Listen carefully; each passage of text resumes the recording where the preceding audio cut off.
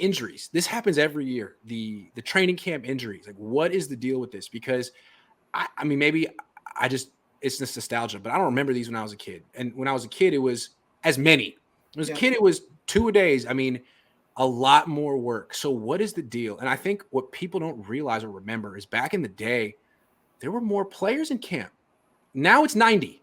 Yep. But if someone's hurt, it goes down to 80. I mean, it dwindles. And back in the day, it was like 100 to 125. And that just has, I mean, it would prevent players from having to do too many reps back to back. Well, and so why'd they get away from that? Because it's in their interest, right? Well,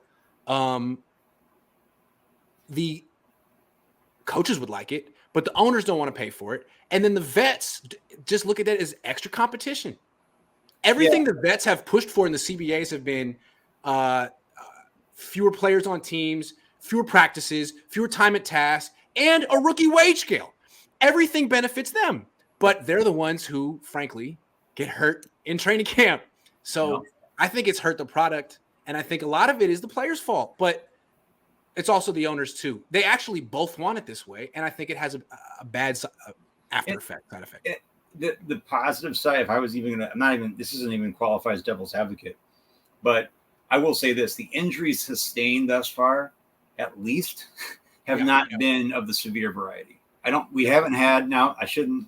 No Achilles, no ACL, right? Because those happen. Those do happen. And probably something will, because I said, but things happen. And again, 31 other teams, they get guys that are going through the grind too. And guys are bigger, faster, stronger. They do take care of their bodies, but I think that's also another thing too, is like compared to 30 years ago, these players do so much more independent stuff that actually, like, they may be overtraining a lot of the time. Yes. You know what I mean? That's what I was getting at. And so, as a coach who was like a endurance coach, we talked about periodization of, as you were a runner, like track runner. I was a track and cross country coach. And those are the things, like, most of the guys I remember at a younger level, these guys are doing too much. And everybody always thinks that an athlete always thinks like more is better. And it's not. And rest matters. And I think the science of rest and sleep and periodizing to the point where you're refreshed. I'm not saying I'm not going to make any hot take about why or why not. But I do think that, as you said, though, Grant, especially as you get older, and now, granted, these guys aren't 40 years old like me, but they're sitting here it's harder your body recovers slower. And so But I'm saying, if there's 125 players in camp, these players get more rest. And so why don't they want that? Well, it's more competition. It's more jobs. And these vets, like, they want a couple more years. Put yourself in the mind of a 32-year-old vet. I want 2 more years. And so I completely agree. If there's fewer practice hours, it's harder to develop my replacement. I know the system. He doesn't. How are you going to go with him when you can't even practice? I mean, I'm a labor guy. I'm a union negotiator for my teachers. Like, I hear you, man. Like, and I think that's like the difference between being a teacher and a professional athlete is like playing the game and negotiating a CBA is about looking after the veterans and looking after, because they're the ones that negotiate the deal. They're the ones that are in power in the CBA. So I hadn't thought about that. I think it's a good point. But I want to be clear. I'm not making an excuse for Kyle. It sounds like I am, like it's out of his control. This is the way it is for every coach and every team. The Niners got to not be the team that's more affected by this than everyone else, because it feels like they are. I don't have the numbers, but I think the numbers bear it out that they're usually at the top of the league in these.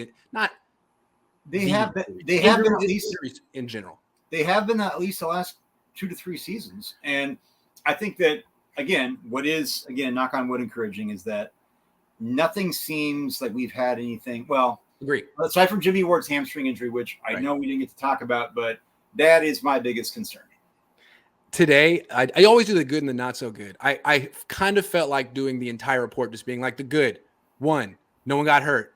End of report. Like that's it. No one got hurt. I like it. Successful day. Because really, that's really what you want to get accomplished in these things is don't get hurt. Well, and I think that's where Kyle has always said practice reps are more important than preseason. Right. No starters are going on Saturday. I hope, maybe you disagree. I don't need to see Trey Lance against Houston in the preseason.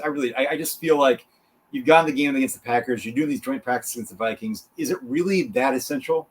Is that really gonna push you over the top for the rest of the season? And again, I'm just throwing that out there. All I know is he better not play in this game on Saturday because I'm not going. I'm flying back Friday. Kyle said that the starters weren't going to play, so I booked my trip to come home. I don't want to be away for 5 nights. I'm like, this is enough. So, but he's going to change his mind on me. I'm going to feel whatever. Whatever. How long will Mitchell be out? They were saying he might come back this week, but it doesn't look like he will. It looks like the 2 guys who are the closest coming back are Armstead and Mosley. They were in uniform today warming up. I think Mitchell showed enough early in camp. From what I was told, you could disagree. No, he's good. I think the Niners have shown also that they are, once these things do happen, especially if they're soft tissue, I think Mitchell's is also hamstring related. Yeah. And I know people don't like to hear about it, but like fans that hear these hamstrings and they think, like, oh, come on, suck it up. I'm like, dude, you can't suck it up. No. And you've been a runner. I've had a hamstring tear during a big race. Like, it's not fun. And so like these guys, it sounds like his is just a very minor strain, not even a tear. So same Jimmy Ward though, when they said pretty bad, that makes me think that there's at least a small tear. You know, maybe it's even if it's an inch, like it's bleeding. You know what that sounds like? Being 31 years old. Jimmy, yeah, I love you, man. But dude, doesn't it suck? It sucks. You just wake up and things hurt. And that's where I'm not. If he's got a tear now, I'm not making any crystal ball predictions, but I think this is going to be a year where he's in and out of the lineup. That's just what happens with football players, in my opinion. Like, they have this great career, and then all of a sudden that first injury happens, and it's just – and I'm always skeptical, like with the 28, 29-year-olds, you know, like what's your future? Is it going to keep happening?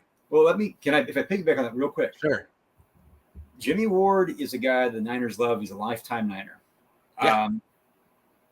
He's 31 years old. Yeah. He's hurt again. Yeah.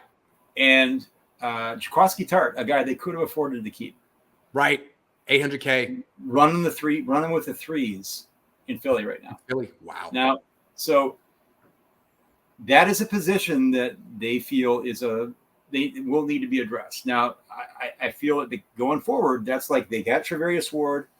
Whatever they do with Emmanuel Mosley's position, if they feel like he's really balling out and get him long-term, their linebacking core, their defensive line, those safety positions are something that I think the Niners are going to be. They know they didn't address it in the draft. Everybody thought they would. I'm just saying, like, don't be surprised to see movement there earlier than people might think. And this might be, and I'm not speaking like, Jimmy, don't come after me for this, because I'm honestly probably the biggest Jimmy Ward stan. But I just feel like it's age conflated with injury, contract. This might be his last year. It's a cold business, man. I mean, He's a 31-year-old DB who's hurt and a free agent next year. I mean, you don't have to be a freaking football expert to figure out what's probably. No, that's not slander either. That's just like talking shop. Yeah, he knows that. But again, talk about you can't fake confidence.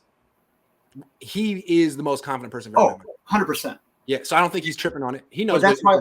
Yeah, but Grant, that's also why I said you have Nick Bosa and Fred Warner. I think that Jimmy Ward's absence, outside of Nick Bosa, I feel like Jimmy Ward is the most important part of that defense, and to have him out for any, and I'm glad Travarius Ward is there, but having Jimmy Ward out is a big deal. It is. And Cameron Childress. Oh, sorry, no, go ahead. Cameron Childress says, did Samuel Womack get reps with the ones today? I think that's what you might have wanted to say. Justin Jefferson. Yeah. Yes. No, I didn't see him match up with. He was in and out making plays. He had another PBU today. I think I tweeted that out today. It's like a big surprise. Talk about another confident dude.